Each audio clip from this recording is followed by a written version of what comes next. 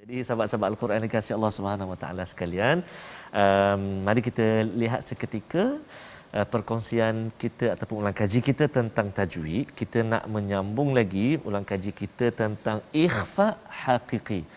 Ikhfa haqiqi itu masih lagi dalam lingkungan nun mati atau tanwin bertemu dengan huruf-huruf ikhfa. Dan hari ini kita nak kongsi 5 tempat ataupun 5 kalimah berdasarkan halaman 216 yang kita sedang baca ini, iaitulah yang pertama sekali. Jom kita sama-sama lihat ayat yang ke-65 pada kalimah wala yahzunka, nun mati bertemu dengan kaf. Nun mati bertemu dengan kaf, maka ikhfa hakiki sebagaimana yang kita telah belajar sebelum ini, misalnya kita kena baca dengan dengung, bacaan kita dengung dengan kadar 2 harakat. Wala yahzunka. Okey. Kemudian ayat yang seterusnya, ayat yang ke-66, ada 2 tempat nun mati bertemu dengan fa. Kedua-dua tempat itu bertemu dengan fa. Nun mati bertemu dengan fa. Yang pertama man fi,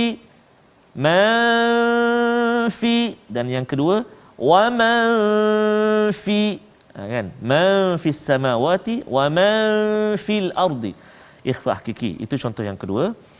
Kita lihat contoh yang ketiga dalam ayat yang ke-66 juga, iaitulah nun mati bertemu dengan dal. Min duni, kan, itu yang ketiga.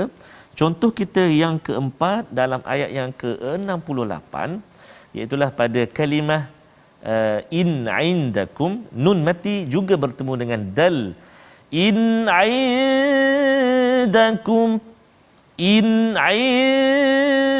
indakum, dengung 2 harakat kat situ. Dan yang terakhir contoh kita juga pada ayat yang ke-68, iaitulah pada kalimah waladan subhanah, tanwin bertemu dengan sin. Tanwin bertemu dengan sin. Adapun jika kita waqaf dekat situ walada, maka dia tak jadilah ikhfa hakiki kat situ. Dia jadi mad iwaq. Walada dengan 2 harakat kita berhenti, kita waqaf.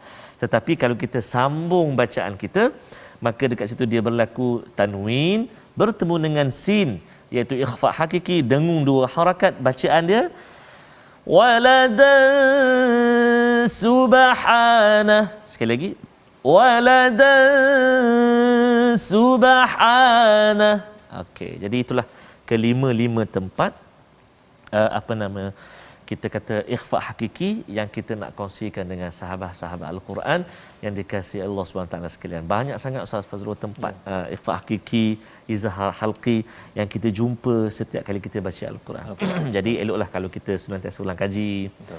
Dan yang paling mustahak juga Ustaz, kita kena semak bacaan tu, ikhfa hakiki tu dengan guru.